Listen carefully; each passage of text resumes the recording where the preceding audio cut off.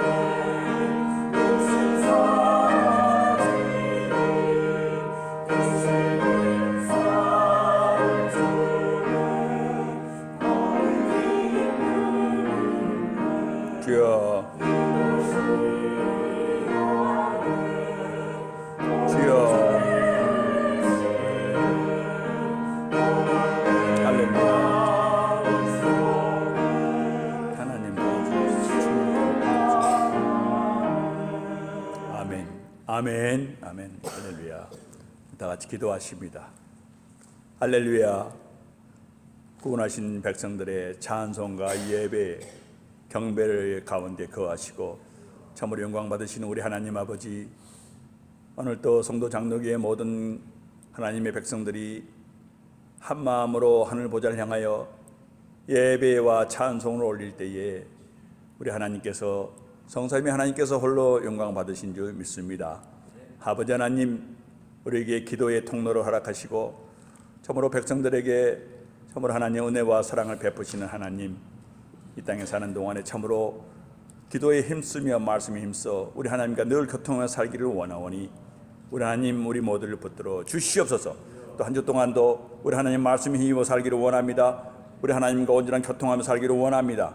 하나님, 이 시간 기록된 말씀을 통하여 하나님 영원한 참으로 사랑을 깨닫게 하시고 또 하나님 아버지, 이 말씀을 통하여 좀 한 주 동안도 살아갈 길을 보여주시기를 원합니다. 그러므로 이 시간 우리 모든 백성들의 마음을 열어주셔서 선포된 말씀이 참으로 영혼의 양식으로 공급되게 하여 주시옵소서. 성령께서 이 시간 이곳에 운행하시며 참으로 역사하시는 줄 믿습니다. 감사합니다. 예수님 이름으로 기도하옵나이다. 아멘.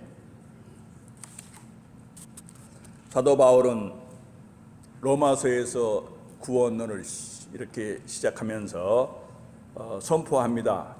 1장 16절 말씀에 하나님의 복음은 모든 믿는 자에게 구원을 주시는 하나님의 능력이 된다. 이렇게 선언하면서 구원론을 이렇게 계시하기 시작합니다.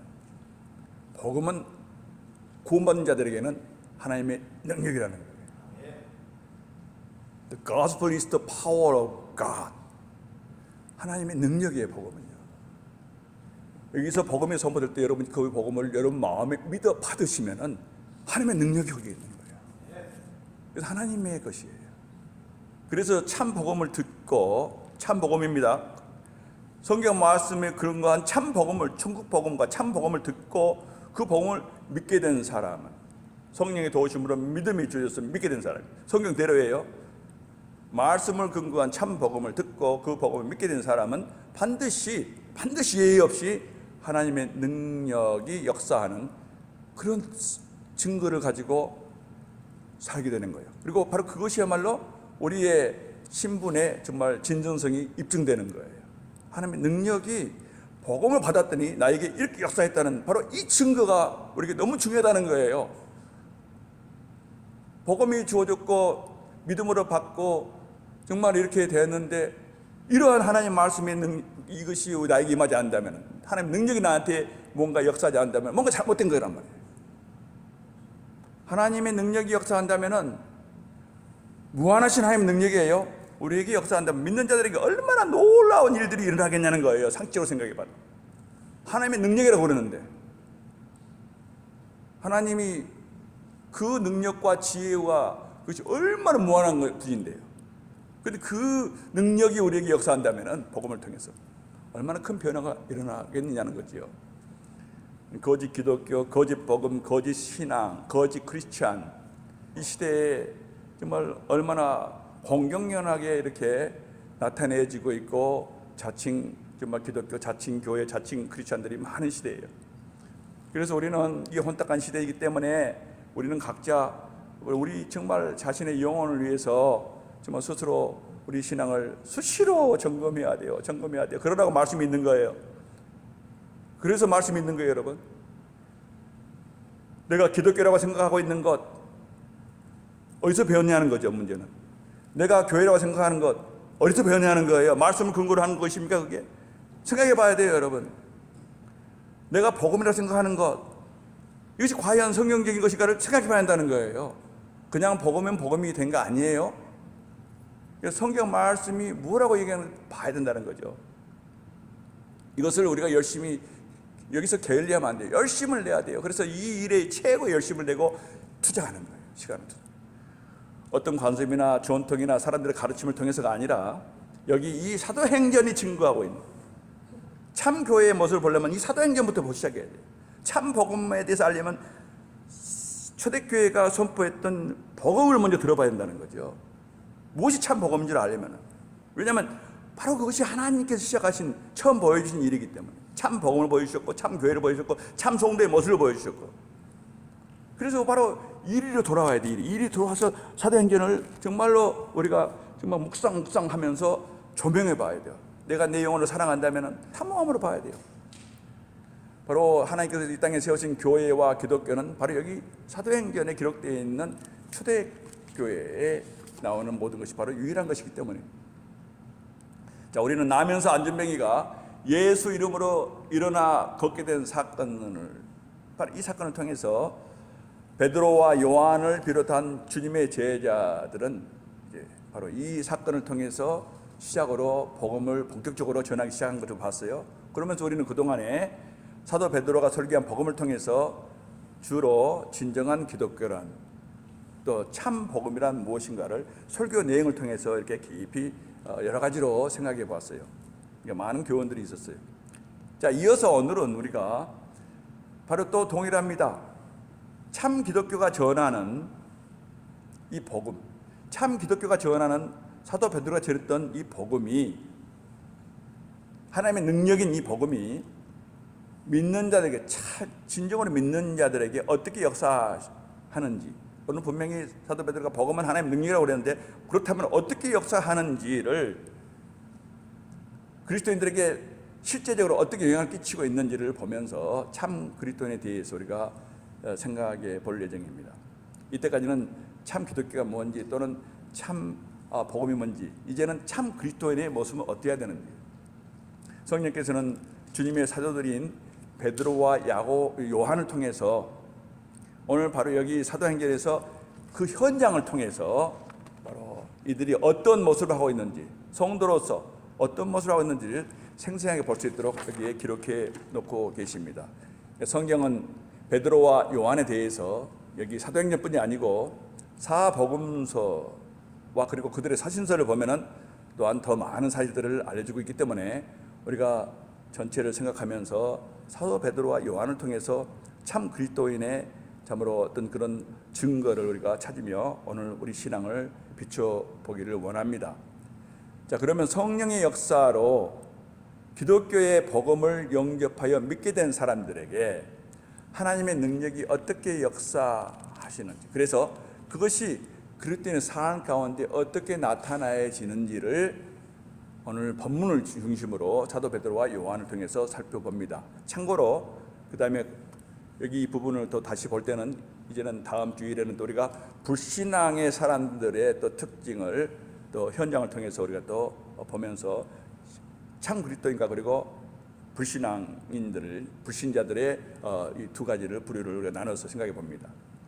오늘 본문 18절 20절 말씀 다시 한번 제가 빨리 읽어드릴게요. 그들을 불러 경계하여 도무지 예수 이름으로 말하지도 말고 가르치지도 말라 하니 베드로와 요한이 대답하여 가로되 하나님 앞에서 너희 말 듣는 것이 하나님 말씀 듣는 것보다 옳은가 판단하라. 우리는 보고 들은 것을 말하지 아니할 수 없다 하니.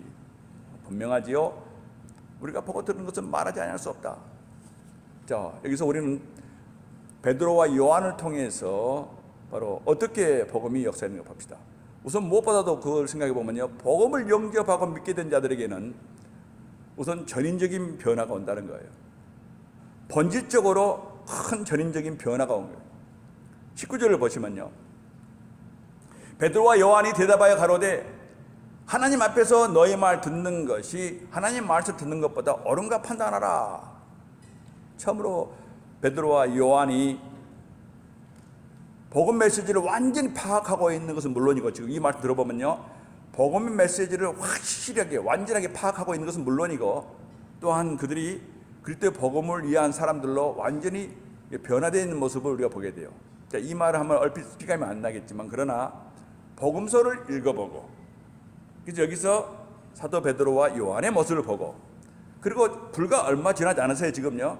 그리고 사도행전 이 부분은 그로부터 불과 얼마 되지 몇 주 지나지 않았어요. 우리 주님 이 땅에 부활하시고 계시고, 그리고 승천하시고, 그리고 얼마 안 돼서 성령 강림이고, 그 다음에 오늘 여기 온 거예요. 그러니까 불과 얼마 전의 일이. 자, 이런 상황입니다. 그래서 베드로의 그때의 모습, 요한의 그때의 모습과 오늘 이 베드로와 요한이 담대하게 말하고 있는 이 장면을 비교해 보면은 정말로 베드로와 요한을 포함한 모든 사도들에게 이런 놀라운 변화에 우리는 정말 놀라게 돼요. 우리가 복음서와 사도행전을 같이 이어보면은 아주 정말 너무 실감을 정말 하지 않을 수가 없어요. 오순절에 이르기 전에 복음서에 등장한 베드로와 요한의 모습은 무엇보다도 주님이 하신 말씀을 그때 전에는, 오순절 전에는요, 주님이 아무리 가르쳐도 배우는 게 너무 더디고 깨닫기도 너무 더디고, 또 종종 자주 아예 깨닫지도 못한 때가 한두 번이 아니에요. 제자들이요. 그들은 3년 반 동안이나 하나님의 아들과 함께 지냈다는 거예요. 그들은 정말 주님은 그들에게 이 세상에서 정말 듣지 못할 그런 놀라운 일들을, 또 그들을 불러내서 조제 삼으시고 그걸 다 가르치셨어요. 하늘의 일들을 가르치시고 했다는 거예요. 그들은 주님이 가르치는 현장에는 언제나 있었고, 또 행하시는 기적도 언제나 빠짐없이 봤어요. 목도했다는 거죠. 또 궁금한 거 있으면 언제든지 주님께 여쭤보기도 했어요. 그럴 때마다 주님은 정말로 오래 참으심으로 그들을 대답을 다 질문을 받아주셨고 또 대답해 주셨다는 거죠. 그리고 또 때로는 시청각 교육을 통해서 또 몸소 정말 행하심으로써 교육을 행하셨어요. 이렇게 놀라운 방식으로 진리를 배우고 또 이해할 기회를 얻은 사람은 제자들 외에는 없어요. 이 땅에 특권을 누린 자들이에요. 그럼에도 불구하고 그들은 너무 배우는 것이 더디고 너무 둔하고 지각도 부족하고 주님이 그렇게 자주 설명하는데도 이해하지 못해서 꾸중할 때가 한두 번이 아니었다는 거지요. 바로 좀 전에 주는 하나님의 아들이요 나의 하나님이시다고 고백했던 바로 베드로가 그 다음에 또 실족하잖아요. 그래서 주님이 십자가 얘기를 하시고 주님이 정말 그 대속 얘기를 하시니까는 베드로가요 막 화가 나가지고 이 주님한테 대들었어요. 주여 그럴 수 없습니다. 그런 일은 결코 죽게 미치지 아니하리다. 그랬더니 주님이 베드로에게 좀 전에는요 바로 주는 그리스도시요 살아계신 아들이시니라고 고백했을 때는 우리 주님께서 바요나 시모나 네가 참 복이 있도다 이렇게 정말 칭찬하셨어요. 이런 베드로였는데 그냥 불과 몇 분도 안 지나가지고 사탄의 말이 베드로의 입을 통해서 나온 거예요. 십자가 질 수 없습니다. 절대 그럴 수 없습니다. 그런 일은 절대로 죽게 일어날 수 없습니다 하고 막 거기서 주님께 앙탈을 부렸던 거예요. 그랬더니 주님이 뭐라고 그러십니까? 베드로를 돌아보시고 사탄아 내 뒤로 물러가라. 너는 나를 넘어지게 한 자로다. 베드로를 사탄이라고. 이게 영적 분별이 안 되는 거예요. 때로는 하나님 말씀 이해가 갔다도 때로는 사탄의 말이 막 나와 튀어나오고 영적으로 분별력이 없기 때문에 베드로와 요한 또 모든 제자들이 얼마나 그래서 이해하는 것이 더디고 늦었는지 보여주는 예는 사복음서에 곳곳에 다 있잖아요. 많이 나와 있잖아요. 주님이 자신의 죽음과 부활에 대해서 말씀하실 때마다 제자들은 정말로 그 말씀이 뭔 말인지 또 이해하지 못하고 그래서 근심하고 또 당황하고 또 정말 실망하고 낙담하고 우울해지고 막 이랬다는 거예요. 그래서 주님이 그들이 얼마나 낙심이 심한지 컸던지 주님은 일부러 이렇게 말씀하잖아요. 요한복음 14장 1절에 너희들아 너희는 마음에 근심하지 말라. 하나님을 믿으니 또 나를 믿으라. 내가 따르는 것이 너에게 유익이라. 이렇게 말씀해야 하실 정도로 제자들은 주님의 말씀을 이해를 못했어요. 이것이 사복음 전체를 통해서 한결같이 계속해서 드러나고 있는 제자들의 문제였습니다. 나중에 주님이 십자가에 달려 돌아가시는 것을 본 제자들은요 너무나 당황해서 또 상심해서 또 무서워져서 두려워져서 어쩔 줄을 모르고 모두가 도망쳐버리고 말았잖아요. 그러고 나서 또한 주님이 그렇게 살아계신 동안에 많은 걸 가르치셨지만은 이제는 모든 게 다 무관심이에요.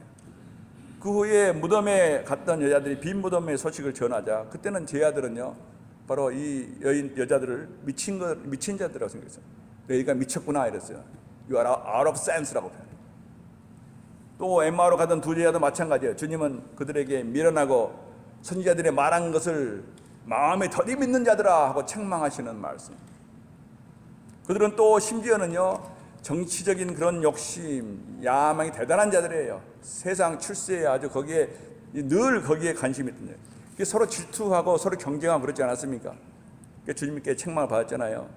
그들은 메시아 왕국이 금세 이루어질 거 생각했어요. 주님이 이제 조금만 지나면은 메시아로서 그 자신의 모습을 드러내고 그러면 이제 그때 높은 자리에 앉기를 미리 계산하고 서로 경쟁하고 있었던 거예요. 얼마나 어리석습니까? 참으로 정말 형편없는 사람들이었어요.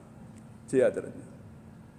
또 얼마나 비겁하고 소심하고 겁이 많은 사람들이었습니까? 마가복음 14장 50절에 제자들이 다 예수를 버리고 도망하니라. 주님이 체포되시자 요한은요 겉옷도 벗어버린 채 발과 거의 반나체로 도망쳤다고 그랬어요. 베드로는 또 재판이 어떻게 되려나 하고선 몰래 숨어서 그 뜰에 들어갔다가 재판정이에요. 아무도 자신을 알아보지 못하기를 바라면서 옆에서 가만히 불을 쬐면서 어떻게 되어가나 한번 상황 보자고서는 그렇게 들어갔던 거예요. 소심하고 비겁하고.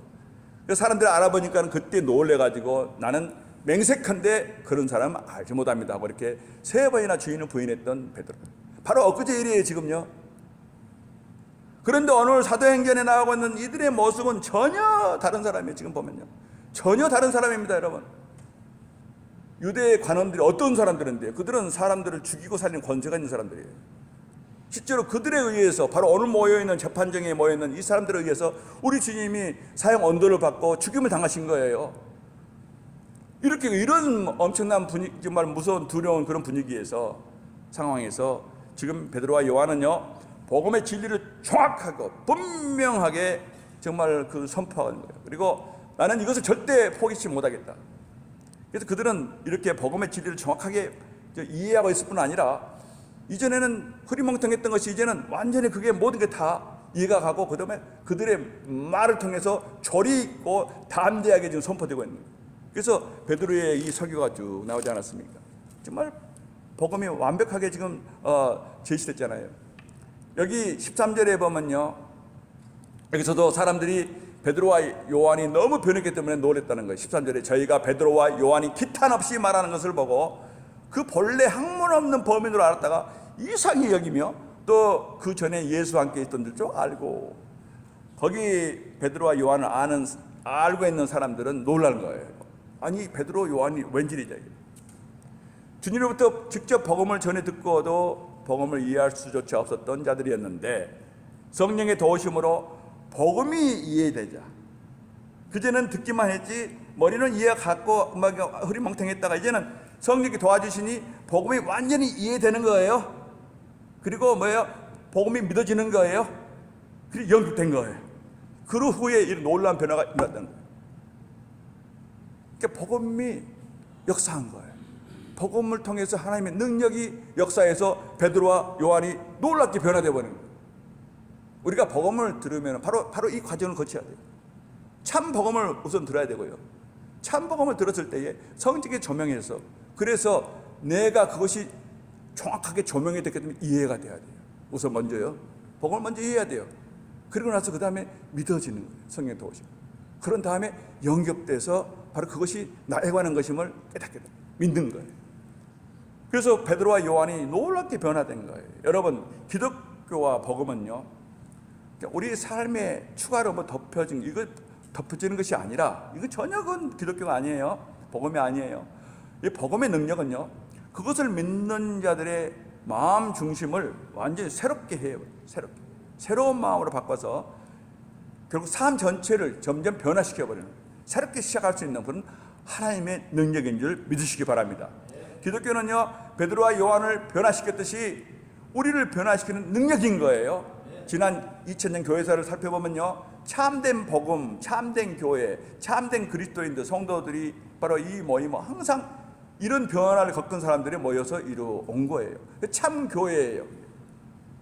이것을 훗날 계시를 받는 사도 바울이 분명하게 우리에게 알려주고 있잖아요. 그런즉 누구든지 그리스도 안에 있으면 새로운 피조물이라, 뉴 크리에이션, 이전 것은 지나갔으니 보라 새 것이 되었도다. 이건 괜한 상징의 말이 아니에요. 이렇게 된다는 거예요. 이것은 왜냐하면 복음은 하나님의 능력이기 때문이에요. 그러니 재창조의 역사가 일어나는 거예요, 여러분. 그러니 베드로와 요한이 변화된 것은 당연한 거예요, 여러분. 당연한 거예요, 여러분. 이것이 바로 베드로와 요한 또 주님의 제자들을 통해서 가장 크게 드러나고 있는 복음의 능력, 복음이 어떻게, 능력이 어떻게 역사했는지, 그래서 어떻게 결과가 됐는지를 우리가 보여주는 가장 분명한 증거. 계속해서 우리 보면요, 오늘 베드로와 요한의 모습을 보면 그 후에 어떤 일이 일어났습니까? 이들은요, 그렇게 큰 변화가 이르면서 가장 두드러진 것은 오늘 본문 말씀에 근거하면요, 철저하게 그리스도의 복음 지향적인 사람들로 변해버린 거예요. 자나깨나 복음에게는요, 복음이 저를 통해서 하나님의 능력이 그리스도에게 임해서 그리스도인이 되더니 그 사람이 가장 큰 관심사는 뭐예요? 이제부터는 철저하게 복음, 모든 게 복음이에요. 복음을 중심으로 해서 자기의 삶이 이루어진 사람으로 변해버린 거예요. 이날 베드로와 요한 또 유대 당국자들 사이에 있었던 이슈가 뭡니까? 그것은 예수 이름으로 말하지 말고 전하지 말고 가르치지 말라는 거예요. 당국자들은 바로 자기들끼리 의논한 끝에 그리스도에 대한 설교를 전면 금지하기로 자기들 결정했어요. 사내들인 결정은 이스라엘 결정이에요. 그것은 사내들인 바로 70여 명의 오늘날 말하면 종교 정치의 국회의원들에게 종교 정치를 총망라한 그러한 국회의원들이 모인 거예요. 그러니까는 이건 사법이고 재판이에요. 그러니까 전부예요. 사내들이 결정하면 그걸 끝이에요. 17절 18절 내용이 바로 이거 보세요. 이것이 민간에 덮어지지 못하게 저희를 위협하자. 사도들을 위협하자. 그래서 이후에는 이 이름으로 아무 사람에도 말하지 말게 하자 하고 그들이 공회에서 결의한 거예요. 그리고 그들을 불러 사도 베드로와 요한을 불러서 경계시켜서 도무지 예수 이름으로 말하지도 말고 가르치지도 말라 하고 선언한 거예요. 완전히 명령을 준 거예요. 국가에서 명령을 준 거예요. 어기면 안 되죠. 그러나 이에 대한 베드로와 요한의 대답은 말하지 않을 수 없다 하니 이랬어요. 20절 말 오늘 말. 우리는 보고 너희들이 아무리 그렇게 얘기해도 우리는 보고 들은 것을 이 복음을 말하지 아니할 수 없다 하니 we cannot help speaking about what we have seen and heard. period. 이것은 베드로와 요한의 원래의 모습이 아니에요. 완전히 복음을 위해서 태어난 사람의 모습이에요. 지금 너무 변한 거예요. 지금 불과 얼마 전하고 완전히 변한 거예요. 지금요. 베드로와 요한은 이전과는 전혀 다른 사람들이에요. 전혀 다른 사람들이에요. 그들은 마치 자신들이 복음 전도를 위해서 태어난 사람들처럼 이렇게 말하고 행동하고 지금 말하고 생각하고 하는 거예요. 지금 놀라운 일이잖아요. 그런데 이것이 놀라운 일로 끝나면 안 되죠. 저와 여러분은 복음을 영접했다는 사람들이에요. 저와 여러분 복음을 영접한 사람, 그래서 그리스도인이 됐다고 지금 생각해요. 그러면 우리에게도 동일하게 일어나야 한다는 거죠. 왜? 사도행전에 있는 것이 바로 모든 것의 기준이기 때문에 참 그리스도인의 모습은 이래야 한다는 거죠. 과연 복음 지향적으로 살고 있는 것인가? 내가 직장 갖는 것, 내가 가정생활하는 것, 내가 사회생활하는 것, 내가 교회생활하는 것 모두가 다 복음 지향적으로 되어 있는가? 사도와 요한의 남은 삶은 복음을 위해서 살다가 죽었다 끝이에요. 사도들은 모두가 다 복음을 위해서 살다가 오늘처럼 복음을 위해서 정말 담대하게 어디 가서나 복음을 전하다가 그래서 결국 다 순교해서 죽었다. 이것이 바로 초대교회 모든 교인들의 얘기요 또한 사도들의 얘기인 거예요. 초대교회 때 우리 성도들이 그리스도인들이 얼마나 많이 순교를 당했냔 말이에요. 그건 왜 그래요? 복음 지향적이기 때문에, 복음 때문에 죽은 거예요. 복음을 부인하지 않게 죽은 거예요, 여러분. 그래서 오늘 사도 베드로와 요한이 이렇게 말하지 아니할 수 없다 하고 선포했어요. 이들이 어떻게 이렇게 근본적으로 변화됐는지를 우리는 정말 이걸 생각해 봐야 돼요. 물론 성령님의 도우심으로 복음이 주어지니 그리 됐다고 표현해버리면 그걸로 끝나버렸어요. 그러나 그렇지 않죠. 이제 그러면 우리는 구체적으로 알아야 돼요. 성령께서 어떻게 일하는지 모르니까 내적인 그런 변화 아닙니까? 그렇다면 좀 더 구체적으로 이들이 어떻게 해서 이렇게 변화가 되었는지 우리는 성경을 통해서 자꾸 살펴봐야 돼요. 왜냐하면 내가 그것을 알아야 되니까. 그래서 나의 것과 비교를 해봐야 되니까. 어떻게 해서 복음이 이렇게 놀라운 변화를 일으킨 것인가 하고 사도의 입장에 대해서 말씀을 근거로 이래서 이제 살펴보는 거예요. 그럼 거기에서 우리가 이해할 수 있는 모든 그런 원리가 나오는 거예요. 그래서 우리는 이들이 어떻게 복음 지향적으로 변하게 됐는지 그 이유를 알아야 할 필요가 있다는 거죠. 이 복음을 믿고 있는 우리에게도 동일하게 일어나기 때문에 우리는 우리 신앙을 조명하기 위해서는 반드시 이걸 살펴봐야 돼요. 자, 베드로와 요한은 어떻게 이렇게 복음 지향적이 갑자기 되었냐는 거죠.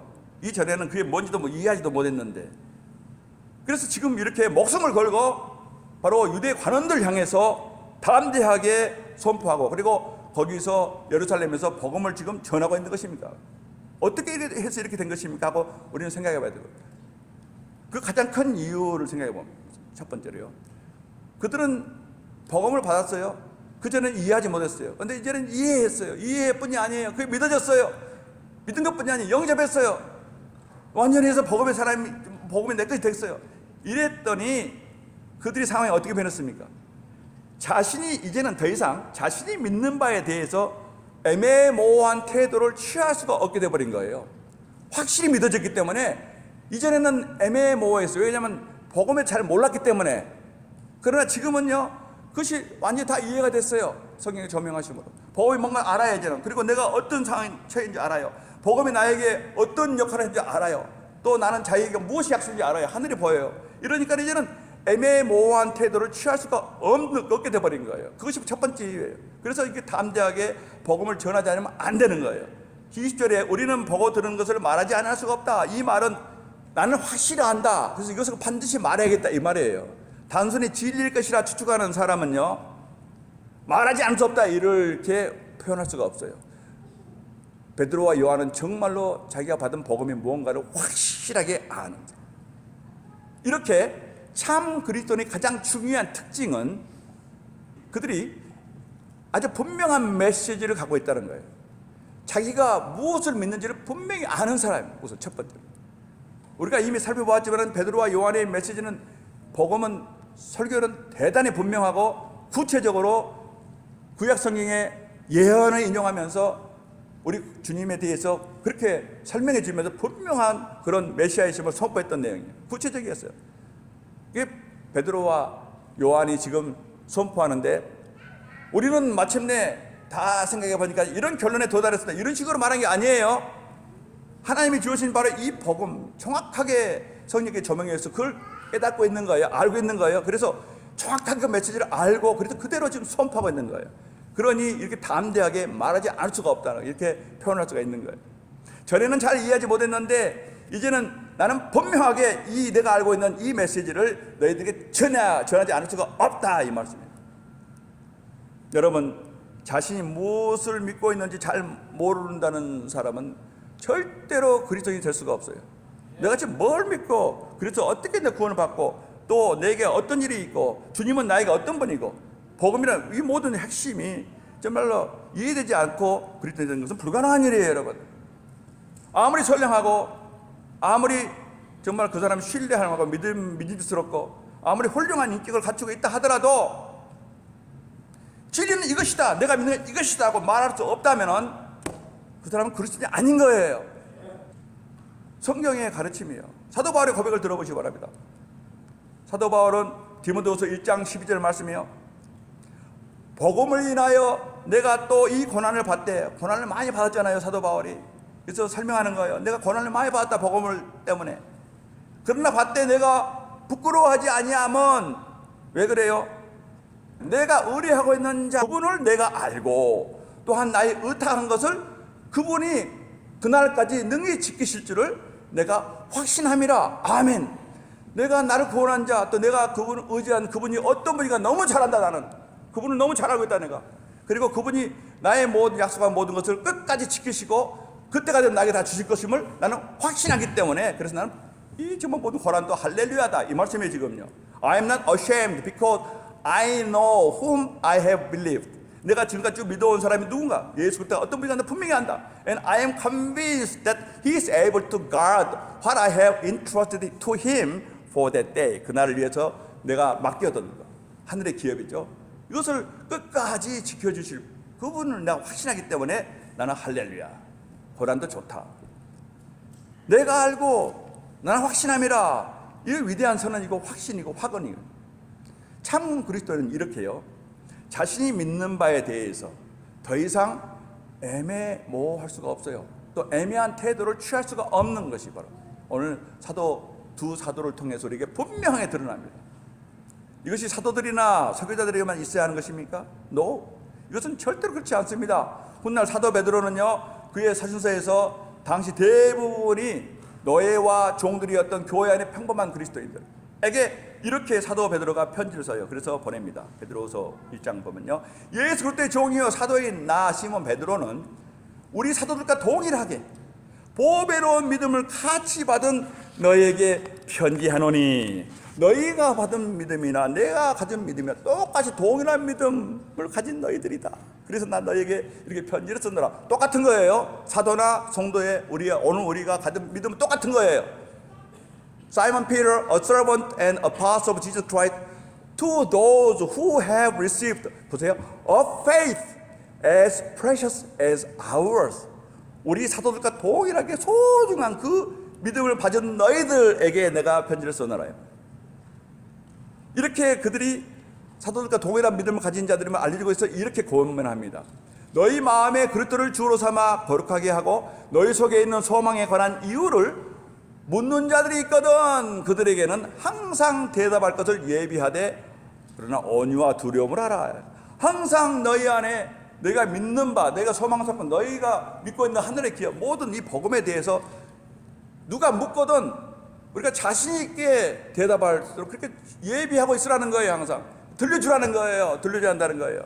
항상 대답할 것을 예비해야 된다. 복음에 관심이 있는 자들에게 우리가 가슴에 품고 있는 이 소망의 정말 이유를 정말 분명하게 들려주라는 거예요. 바로 이것은 바로 명령이에요.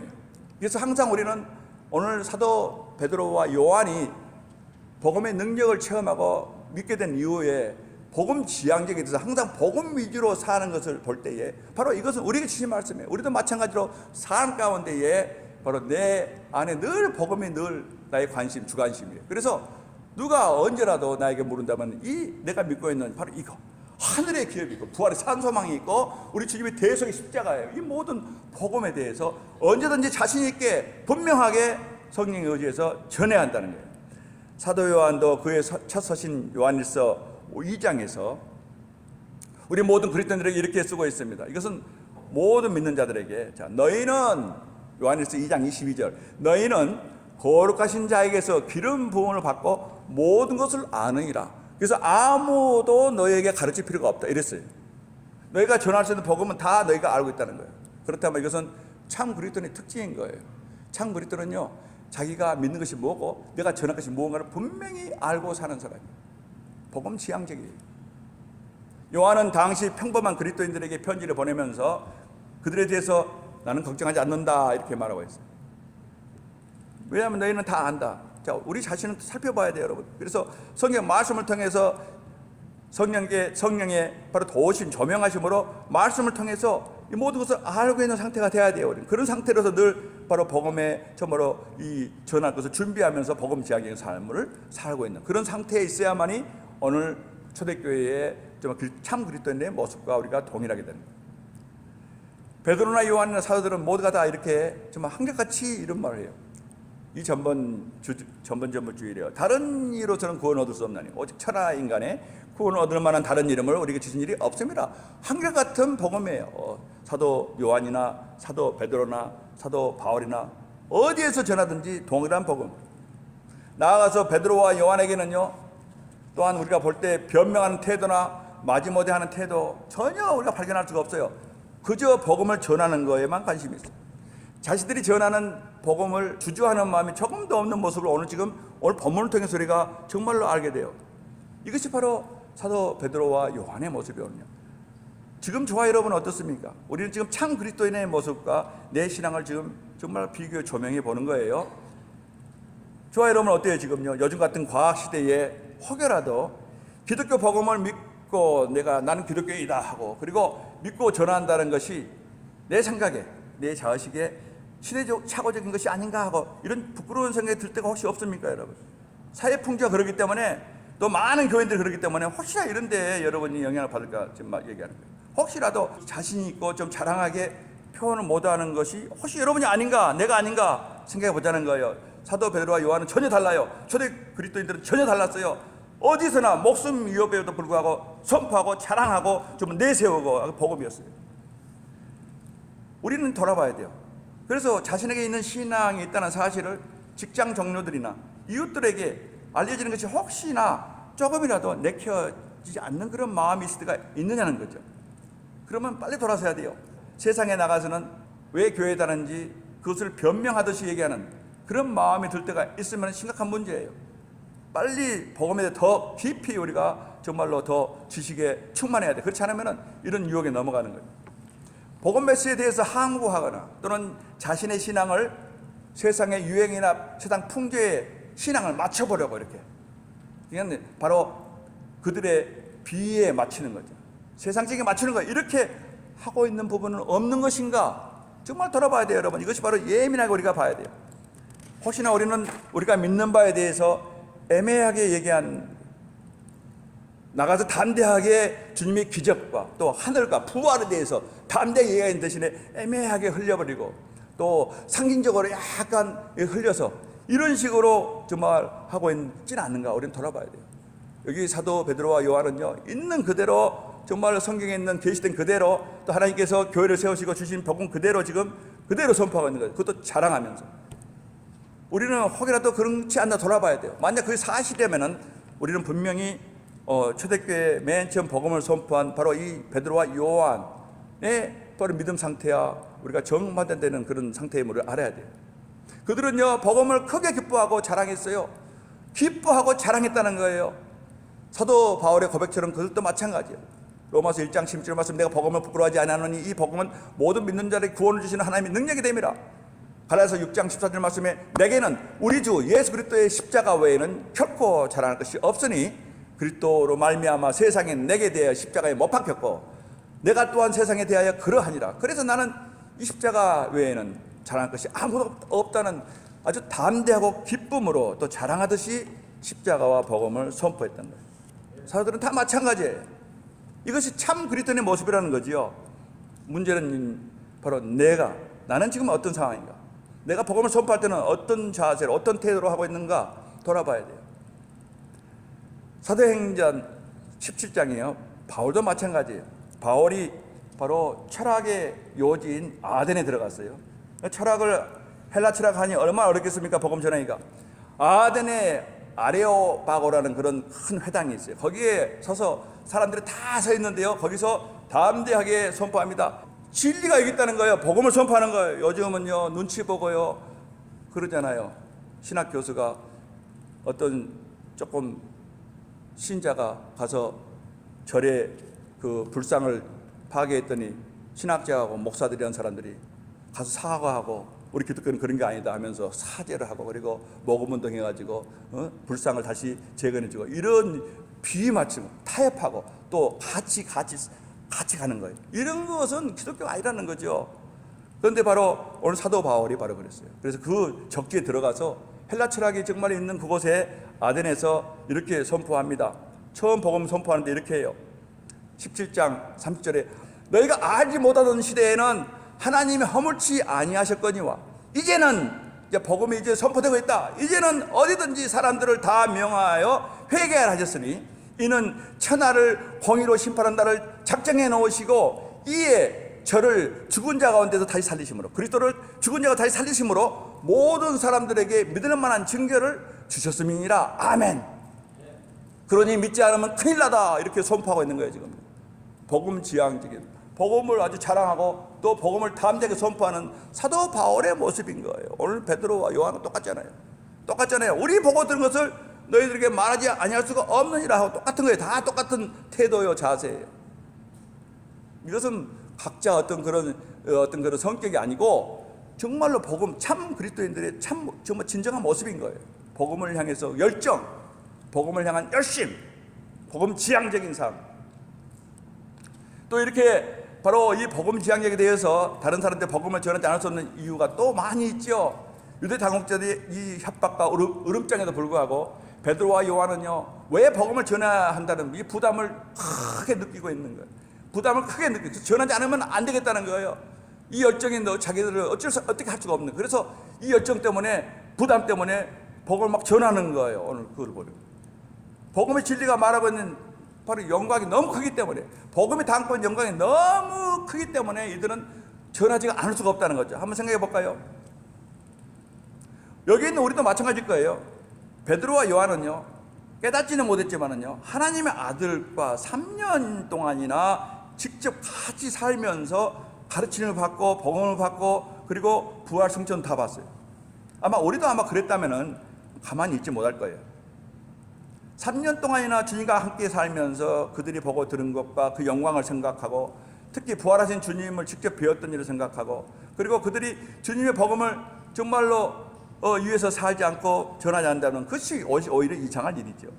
베드로나 이 요한은 성령이 임하기 전에는 그 모든 걸 보고 있으면서도 전혀 이렇게 행동을 못했어요.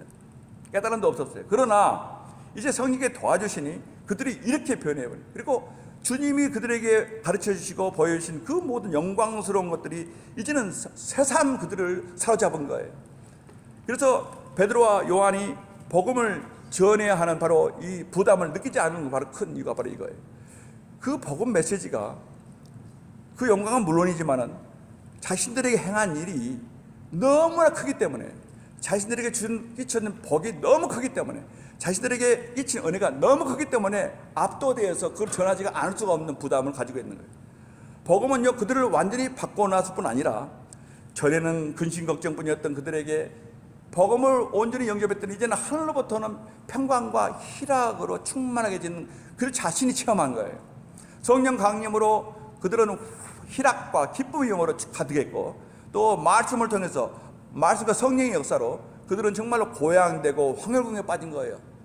말씀을 통해서 살아 역사하기 때문에 그 내면에 있는 그 이 기쁨과 확신은 이루 말할 수가 없는 기쁨을 넘쳤어요. 후에 베드로는요, 그리스도인들의 이 기쁨을 이렇게 표현합니다. 베드로전서 1장 8절에요. 말할 수 없는 영광스러운 즐거움이라고 그랬어요. 예수를 너희가 보지 못하였으나 그러나 너희가 사랑하는도다. 지금도 너희가 보지 못하지만 그러나 나에게 복음을 듣고 너희가 믿음으로 말할 수 없는 영광스러운 즐거움으로 기뻐하니 믿음의 결국 곧 영혼의 구원을 받음이라. 아멘입니다. 바로 이 기쁨은요, 모든 그리스도인들이 누리는 건데 뭐예요? 말할 수 없는 영광스러운 즐거움이라고 표현하고 있어요. Inexpressible and glorious joy라고 표현합니다. 표현할 수 없는 그런 영광스러운 영광이라는 거예요. 이 복음이 우리 주님. 이것을 체험하고 있기 때문에 바로 그 부담감이 이루 말할 수 없어요. 전하지 않고서는 견딜 수가 없는 거예요. 보수를 가지고 있는데 빨리 전해줘야죠. 영원 전부터 하나님께서 자신들을 신중에 두고 계셨다는 사실이 믿어지는 거예요. 복음이 이해되니까. 복음이 이해되기 전에는 절대 이런 게 알지를 못했어요. 그러나 복음을 받고 그리고 성령 조명해 주시니까는 영원 전부터 하나님께서 나를 신중에 두고 계셨다는 말씀이 깨달아지는 거예요. 그리고 자신들 위해서 아들을 버려서 죽게 하신 사실이 깨달아진 거예요. 그러니 얼마나 감격으로 어찌할 바를 모르는 거예요. 지금요. 얼마나 감동됐겠습니까? 그걸 믿어지기 때문에. 그전에 믿어지지 않았어요. 그러나 이제는 믿어지는 거예요. 또한 복음의 진리를 통해서 자신들에게 하나님의 능력이 임하고 있다는 이 사실들을 깨닫게 되고 능력을 체험하는 거예요. 하나님께서 능력을 주시거든요. 그러니 귀신도 쫓기고 또 정말 병자가 고침받고 이런 것이 일어나는 거예요. 그러니까 이 모두 깨달아지기 때문에 압도되어 있는 거예요. 지금. 그러니 복음을 전하지 않을 수가 없는 거예요. 복음을 통해서 마침내 하나님을 알게 됐고, 복음을 통해서 새로운 삶을 살 수 있게 됐고, 전부 체험입니다. 복음을 통해서 자신들의 영적 지식과 분별력이 엄청나게 지금 커진 거예요. 이전에는 정말 우둔하고 무지했던 것이 이제는 다 보이는 거예요. 또 복음을 받고 나니까는 그리스도 안에서 모든 것이 새롭게 보이는 거예요. 그리스도 빛으로 비춰보니 세상이 다 달라 보여요. 이제 진실이 보여요. 그전에는 껍데기밖에 안 보였어요. 이제 진짜가 보이는 거예요. 이 세상에 참상이 보이는 거예요. 여러분, 이것이 복음을 통해서 그리스도인이 된 사도들과 초대교회인들의 모습인 거예요. 증거예요. 참 성도된 증거입니다. 이들의 모습을 통해서 우리는 우리 신앙을 정말 점검해 봐야 돼요. 이것이 바로 복음이 우리에게 정말 어찌할 수 없이 행할 수밖에 없는 능력이에요. 그것을 내가 받았다면 나는 이런 능력에 정말 내가 붙들려 돼야 돼요. 여러분. 우리는 보고 들은 것을 말하지 아니할 수 없다, 이렇게 정말 단호하게 얘기한 것은 베드로와 요한이 정말 할 수 없는 일이에요. 그러나 지금 하고 있는 거, 이것은 분명한 증거예요. 부인할 수 없는 증거예요. 더 계속 이유를 생각해 볼까요? 이렇게 한 이유를 그들이, 이 복된 일들이 정말로 자신은 다 체험했지만은, 그러나 이 세상을 보니 이제는 새롭게 보이는 거예요. 이 세상이 너무나 많은 사람들이 바로 비참 가운데 놓여 있는 거예요. 이 모든 참상이 지금 눈에 보기 시작한. 그랬더니 복음을 전하지 않으면 정말 안 되는 그런 상황이 되어버린 거예요. 그들은 이제 자신들에게 복음을 전하셨던 주님의 마음을 비로소 깨닫게 된 거예요. 주님이 오래 참으심으로 아무것도 모르는 무지한 자들에게 계속 반복해서 복음을 들려주시고 또 들려주시고 알지 못했지만 이제 와서는 그것이 얼마나 깨달아지는지, 주님의 눈에는 이들이 불쌍하게 보였던, 그래서 그렇게 열심히 주님이 이들을 가르쳤던 거예요. 이것이 깨달아진 거예요. 그래서 그들은 이제 주님을 닮게 되는 거예요. 마태복음 9장 36절 말씀 보면요, 예수께서 무리를 보시고 민망히 여기시니 이는 저희가 목자 없는 양과 같이 고생하며 유리함이라. 이에 제 아들에게 이르시되 추수할 것은 많되 일꾼은 적으니 그러므로 추수하는 주인에게 청하여 추수할 일꾼들을 보내어 주소서 하라 하시니라. 이 말씀, 저런 말씀이 다 제 아들의 생각이 나는 거예요. 베드로와 요한이 다 이게 생각이 나요. 그러니 복음을 전하지 않을 수가 없는 거예요. 지금 그들의 눈에도 이 세상에 많은 무리들이 정말로 비참과 또 참상 가운데 있는 것을 그대로 보고 있는 거예요. 목자 없는 양과 같이 유리하며 좀 방황하는 모습들이 보이고 있는 거예요. 그러니까 자기들이 가지고 있는 이 복음을 전하지 않을 수가 없는 거예요. 여러분, 바로 이것이 참 그리스도인의 영적 상태입니다. 여러분은 이 세상을 보면서 뭘 생각하십니까? 참 그리스도인은요, 세상을 보면요, 겉으로 나타나는 모든 것은 그것보다 더 이면에 그들이 처해 있는 참상을 좀 보는 사람들이 바로 오늘 베드로와 요한처럼 또 우리 주님처럼 참 그리스도인들의 바로 영적 시각인 거예요. 여러분, 복음의 진리는요, 그것을 믿는 자들에게 무엇을 깨닫게 합니까? 죄에 빠진 인간의 실상을 들여다볼 수 있는 통찰력을 보유하기 때문에 세상이 달라 보이는 거예요. 참 그리스도인들은요, 이제 더 이상 육신의 눈으로 사람들을 보는 법이 없어요. 옛날에는요, 부자를 보면 부자, 또 그리고 많이 배운 사람 박사 뭐 하면은 부럽기도 하고 이런 마음이 들었잖아요. 그러나 이제는 전혀 그게 아니에요. 또 가난한 자, 또 정말 못 배운 자 보면 약간 없이 여기고 이런 것이 했단 말입니다, 옛날에는. 그런데 이제는 전혀 그게 아무런 의미가 없다는 것을 깨닫게 된 거예요, 여러분. 전혀 다른 시각이에요. 뭐로 봅니까? 영적인 눈으로 보는 거예요. 사도 바울의 말을 들어보세요. 고린도서 5장 15절 말 16절 말씀에, 그러므로 우리가 이제부터는 그 누구도 육체대로 알지 아니하기로 하였노라. 아멘. 육체대로 보지 않는다는 거예요. 믿는 자들은요, 사람을 볼 때 육체대로 보지 않아요. 육체란 것은 according to the flesh예요. 겉으로 드러나는, 혈육으로 드러나는 그거는 보지 않는다는 거예요. 그럼 뭐로 봅니까?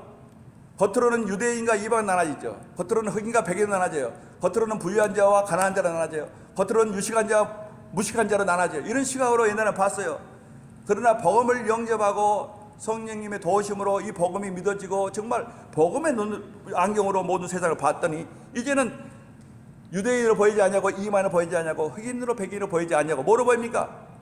이제는 이 세상 모든 인간들이 마귀의 노예로 보이는 거예요. 이제는요, 이 세상과 육신의 노예들로 보이는 거예요. 그래서 참으로 비참하고 절망적인 상황에 처해 있는, 갇혀 있는 영혼들로 보이는 거예요. 이제는요, 그들은 죄의 노예, 불순종의 노예, 영원한 심판 향해 가고 있으면서도 그 죄악된 삶을 즐기고 있는 거예요. 모르니까.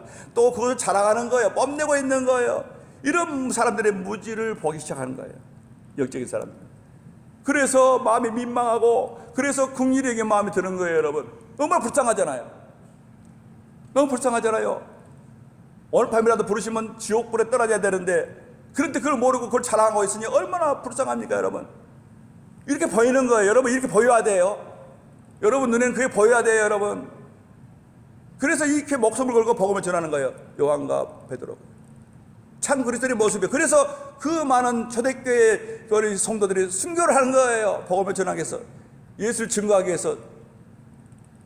여러분, 바로 이것이 지금 저와 여러분이 우리 이웃들을 바라볼 때 갖게 되는 마음인지 정말 살펴봐야 돼요. 내가 받은 복음, 내가 믿는 믿음, 나의 신분, 참 그리스도, 이거 생각해 봐야 돼요, 여러분. 왜냐하면 예수님도 그걸 보였고요, 초대교회 교인들이 그렇게 보였어요. 세상을 복음을 위해서 살다가 순교를 당한 거예요, 수많은 사람들이. 그렇다면 나는 하고 돌아보셔. 참 믿음, 참 그리스도인, 참 복음. 만약 세상을 바라볼 때 우리에게 이런 마음이 들지 않다면요, 그것은 성경이 증거하고 있는 참 그리스도인의 마음이 절대 아닌 것은 확실해요. 오늘 베드로와 요한이 이런 사내들인 공회의 위협과 협박에도 불구하고 단호하게, 우리는 너희가 무슨 말을 해도 우리는 보고 들은 것을 말하지 아니할 수 없다라고, 이건 무모할 정도로 담대하게 이게 목숨을 내놓고 있는 거예요. 이것을 보면서 그래도 이렇게 할 수 있는 것은 뭡니까? 결국은 우리는 이 복음을 위해서라면은 죽음도 감수하겠다, 이 말이 지금 이 말이잖아요. 복음 지향적이에요. 복음 중심의 모든 것이요. 초대교회 당시에 사내들이는 거의 절대적인 권한을 쥐고 있어요. 그들은 제사장들과 성경 맡은 자와 사두개인들, 그리고 관원과 장로들과 서기관들, 대제사장 안나스, 가야바, 요한과 알렉산더, 전부 다 유지들이에요. 그리고 정권을 쥐고 있는 자들이에요. 대제사장의 문주까지 다 참여한 재판이에요, 이건. 지금 여기에 지금 그릇들 다 나와 있는 거예요. 지금 약 70여 명. 그 앞에 지금 베드로와 요한이 있는 거예요. 율법에 따라서 출교는 물론이고 사형도 언도할 수 있고요, 처형할 수 있는 권한도 있어요. 돌로 쳐 죽인 거 다 할 수 있어요. 그들은 불과 몇 주 전에 예수님을 사형에 처했던 바로 그 무리들이에요. 베드로와 요한이 바로 이 권력 앞에 지금 맞서고 있는 거예요. 그런데 이렇게 선포하고 있는 거예요. 나는 그래도 복음을 전하지 않을 수 없다, 이 말이에요. 지금 18절에 그들을 불러 경계하여 도무지 예수 이름으로 너희는 말하지도 말라. 그러나 이런 위협에 대한 베드로와 요한의 대답은 정말 단호한 거예요. 베드로와 요한이 대답하여 가로되 하나님 앞에서 너희 말 듣는 것이 하나님 말씀 듣는 것보다 옳은가 판단해보라, 생각해보라 한번. 우리는 절대로 그렇게 할 수 없다. 중단할 수 없다. 그 어떤 대가를 치르는 한이 있더라도 복음을 전한 일만큼은 해야겠다. 이거예요. 그리고 끝까지 했어요. 결국 복음 전도 활동으로 인해서 대부분의 사도들도 전부 다 순교를 당하지 않았습니까? 근데 이것은 사도들만의 얘기 아니잖아요. 교회사를 통해서 우리가 잘 알아요. 교회사를 봤잖아요, 여러분. 초대교회 때. 얼마나 많은 성도들이, 그리스도인들이 참 복음을 영접하고 참 그리스도인으로서 자신의 목숨을 복음을 위해서 내놓은 사람들 얼마나 셀없이 많은 거예요. 초대교회 때는 그랬어요, 여러분. 그들은 유대 당국자뿐이 아니에요. 나중에는 로마 제국의 핍박에 그걸 다 감수해야 했는데 그것은 정말 무서운 거였잖아요. 네로가 시작된 바로 이 핍박은요, 무서운 거예요. AD 65년에. 그런데 그들은 단 한마디만 하면 죽음을 면할 수 있었어요. 가이샤냐 주냐 이렇게 물어보는 거예요. 가이샤가 주냐 예수가 주냐예요. 가이샤가 주라고 생각하느냐 너는 예수가 주라고 생각하느냐. 이 짧은 질문에 가이샤 하면은 살고 예수 하면 그대로 원형 경기자에 끌려가가지고 굶주린 사자에게 밥으로 던져진 거예요. 이것은 실제입니다, 여러분. 단순한 대답이에요, 여러분. 끝까지 예수가 나 주다. 이래서 순교당하는 거예요, 여러분. 하나님 보시기에 바로 이거 신앙이에요. 죽어도 이 목숨을 걸고 복음을 배반치 못하는 거예요. 기독교 역사는 순교의 역사잖아요. 오늘날 봅시다. 오늘 보면 얼마나 신앙이 느슨한지 몰라요, 여러분. 그래서 저는 여러분이 정말로 여러분 영혼에 관심이 있다면요, 오늘은 이 사도를 통해서 당시 그리스도인들의 참 모습을 보는 건데요.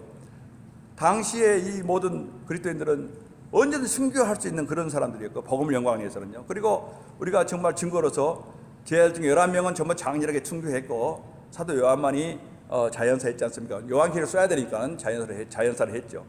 자, 이렇게 된 거, 이것은 증거가 너무 뚜렷한 거예요. 그리고 이것만이 참 신앙의 확실한 증거예요. 복음 지향적이 되는 거. 오늘 베드로와 요한이 정말 복음 지향적. 왜 이렇게 죽음을 불사한 그런 이 복음 전도가 가능합니까? 그것은 믿음 때문이죠. 무슨 믿음입니까? 부활 신앙이에요, 여러분. 부활과 바꿀 수가 없어요. 이 세상 생명, 육신의 생명마저도 영적인 생명, 부활과는 바꿀 수가 없는 거기 때문에 그런 거예요, 여러분. 이 세상의 물질, 내 하늘의 그 물질과 바꿀 수 없듯이, 비록 힘들지만 그러나 내 하늘 찾고 있는 것을 바꿀 수 없듯이 육신도 마찬가지예요. 내 육신 생명도 내 부활한 생명과 바꿀 수 없어요. 그것이 더 크기 때문에, 그것 때문에 이 목숨은 초계처럼 버릴 수가 있는 거예요. 복음의 영광에서. 그 믿음 때문에 가능한 거예요. 복음을 온전히 받았기 때문에 가능한 거예요, 여러분.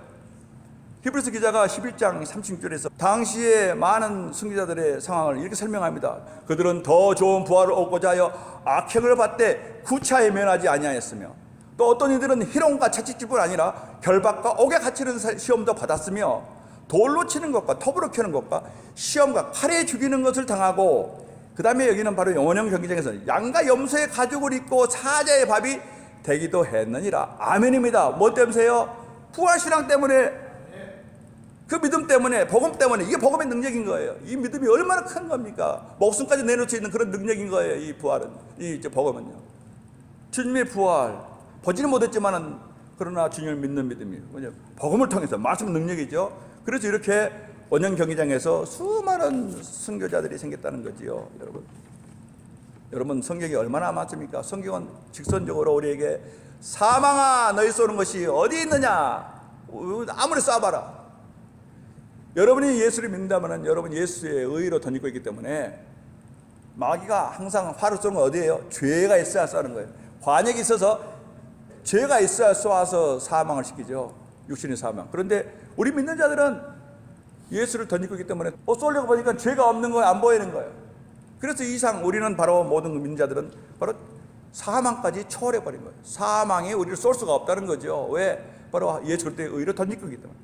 또한 우리는 부활신앙 때문에 더 이상 육신의 죽음을, 사망을 두려워하지 않는다. 바로 여기서 놀라운 믿음, 능력이 나옵니다.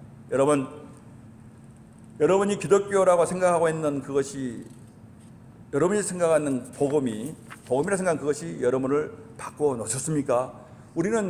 저는 여러분을 사랑하는 마음으로, 내 자신을 또 걱정하는 마음으로 정말로 진지하게 얘기합니다. 여러분 눈치 안 봐요. 왜? 살아야 되니까.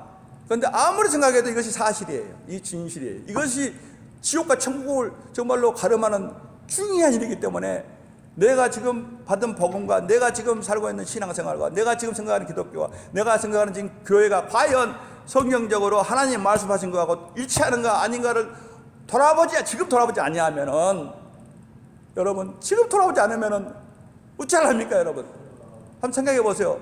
우리의 영적 삶에 심각하게 생각해야 돼요. 여러분 오늘 밤에 부르시면 가야 되고 아니면 언젠가는 와요. 반드시 옵니다, 여러분. 그런데 이 중차대한 문제는 자꾸 뒤로 미룰 일이 아니에요. 정말로 성경 말씀 보고 자신 신앙 돌아보고 아니라고 생각이 들면요, 우셔야 돼요. 그래서 빨리 하나님께 바로 나아가서 구하세요. 그래서 어디 할 거 아닙니까? 구원의 확신 가지고 살아야 돼요, 여러분.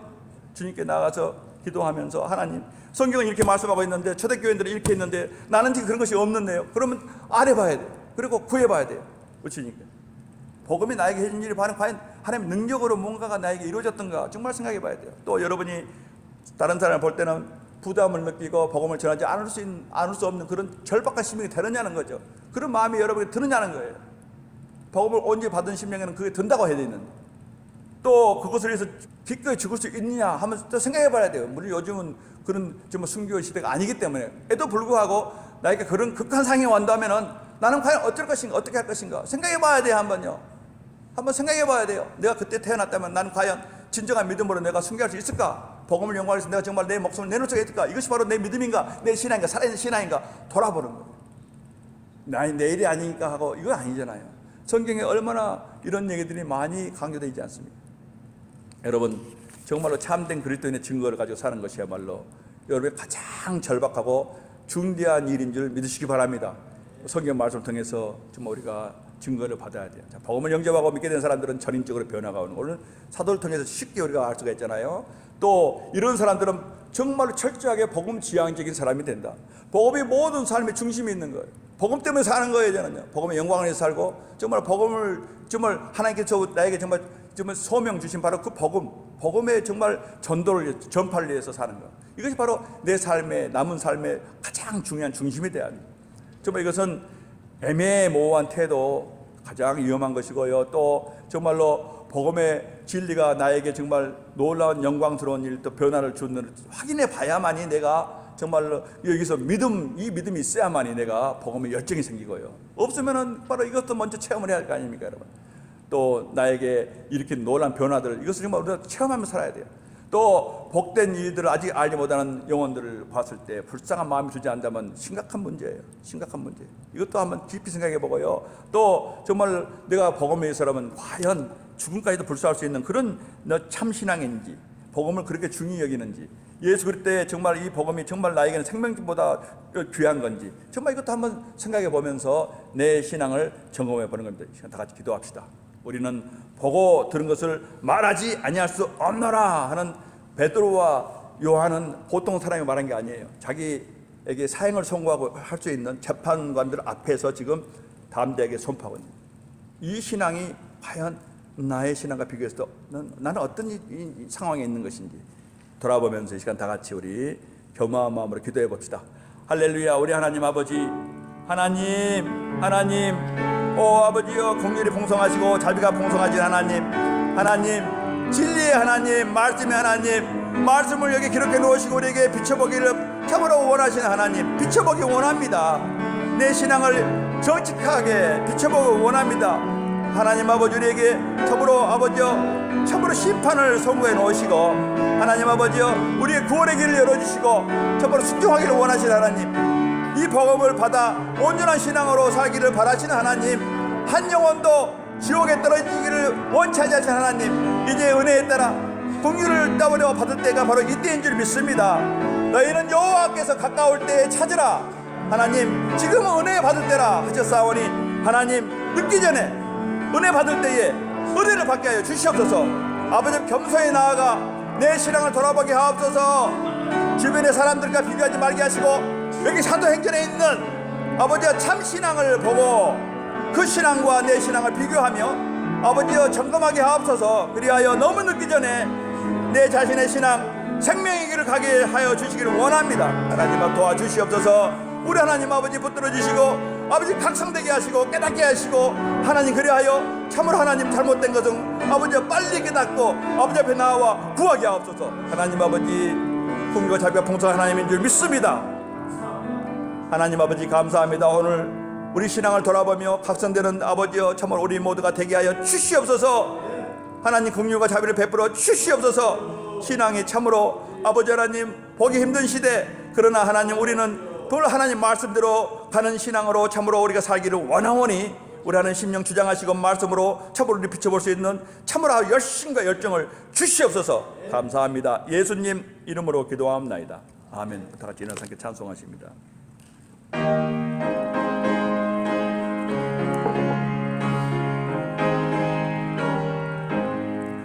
내 평생 소원 이것뿐, 주의 일 하다가 이 세상 이별하는 날 주 앞에 가리라. 꿈같이 헛된 세상 일 취할 것 뭐냐.